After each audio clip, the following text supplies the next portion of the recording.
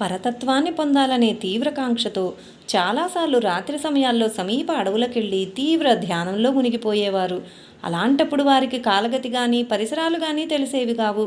రాత్రంతా 2 సింహాలు వచ్చి వారికి ఇరువైపులా కూర్చొని కాపలా కాచి తెల్లవారగానే అడవిలోకి వెళ్ళేవి. శ్రీ దాదాగారి కొరకు వెదుకుచున్న సాధువులు ఆ సింహాలను చూచి భయభ్రాంతులయ్యారు. ఆత్మే అన్ని జీవులలోనూ ఉంది కనుక మీరు భయపడవలసిన పని లేదు అని చెప్పి వారిని ఊరడించారు. శ్రీ దాదాగారు ఎప్పుడూ ఏకాంత ప్రియులు.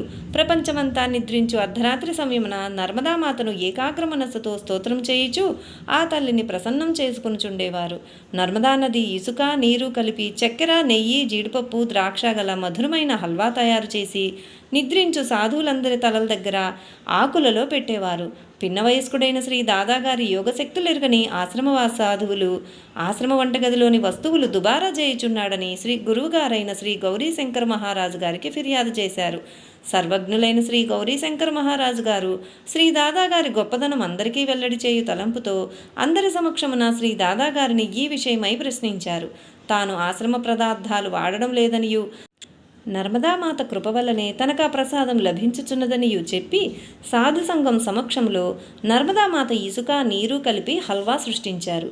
ఈ అద్భుతం గాంచిన సాధు సంఘం భక్తి ప్రపత్తులతో శ్రీ దాదాగారికి ప్రణమిల్లారు.